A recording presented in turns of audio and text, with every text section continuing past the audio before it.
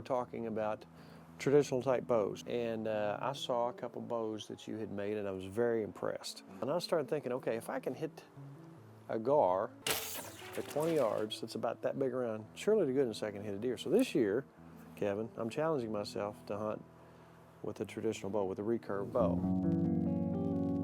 What's the difference if you're going to hunt with a traditional bow as opposed to a like what's behind you there? With a compound, once you get your front sight and your peep sight set up, it's a whole lot like shooting a rifle. I shot compounds for years and still love to shoot them. Very effective hunting tool. But if you find somebody using traditional equipment, they probably have gone through the same school of thought that we have and want a little bit more of a challenge.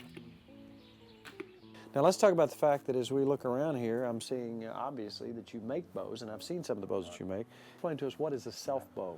The self bow, I guess, is what the Indians or the natives around here would have used, and it's made of one piece of wood, and you scrape it down and you burnish it, and that becomes the back of the bow. You remove material from the inside of it here by scraping it and sanding it and filing it till you get the thing to bend the way that you want it to. And you adjust the tiller on the thing to get it where the limbs are bending the same, and it's kind of a slow process where take a little bit off and check and check and check and take a little off and check, but it's a lot of fun. I mean, it's easy to get engrossed into it and lose a lot of time with it, but it really is enjoyable. And it's very, very durable. Osage is probably the best bow wood for making self bows that there is.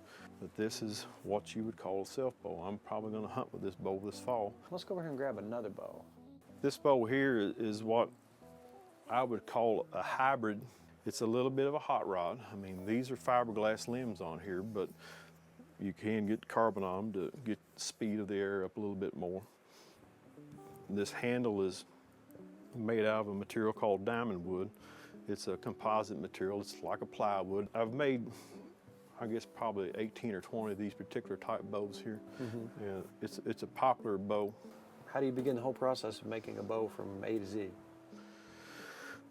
Well, you got to have in mind what you're kind of wanting to have. I mean, you can make a one-piece bow, or you can make a three-piece, such as what this hybrid there is, and a form here just for making a limb, just like this right here. These limbs come off of this form, and this profile is something that I come up with myself. I just kind of drew it out by hand and laid it out and thought, well, that looks good.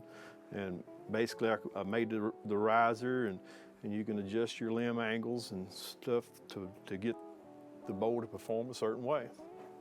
This is actually wood flooring, bamboo flooring, that I take and saw up and resaw and grind down. And bamboo is about as good as anything that you can put on the core of a bow. My particular bows, I use the bamboo. You're going to have a glass lamination, maybe a veneer here. You're going to have your core wood. You're going to have a wedge, which is this thicker section down here. And then you're going to have the top or your... Well, son of a gun. I see how that's coming together there. And then it lays in here. You'll put another backing strip, which is a piece of laminated metal that holds everything flat. And then this is going to go down on top of it. Once you get it in here, before you go to the oven with it, you're going to put air pressure into this hose. And then it's going to force everything down into the form. And then you leave the air pressure on it. You take it to your waiting oven that's set 180 degrees. You set it in there, and 4 hours later, you take everything apart and you've got your limb. So you've apparently done a huge amount of research over the years to get to this point. I mean, this is not something you just learn overnight. No. By using books and by using resources on the internet and actually meeting people by way of the internet and kind of powwowing with them, I guess, is how I've got back into making the bows. And then it's been a progression from the self bows to making the laminated all the way up to these a hot rod or something that's got some carbon in it, you know. So I mean, you're utilizing space age materials, I guess, to make a primitive weapon. This has been an education. There's a whole lot that goes into this. There's a whole lot of study, a whole lot of physics, a whole lot of science.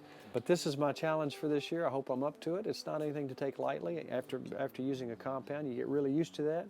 Whole different ball game and a whole lot of practice, which I don't mind. Let me ask you this: if somebody wants to buy one of these things, can they buy one from you? Well, sure, I'll take care of them. There you go. Well, thank you so much, and enjoyed the tour.